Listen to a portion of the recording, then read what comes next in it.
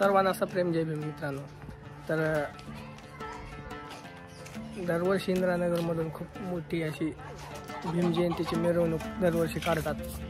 तर यावर्षी पण भीम जयंतीची मिरवणूक निघणार आहे आणि DJ लावला आहे निलंग्याचा बाबा प्लस.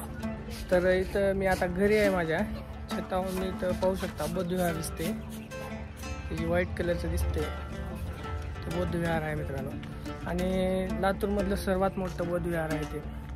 तर आपण नाईटचा व्ह्यू पाहूया.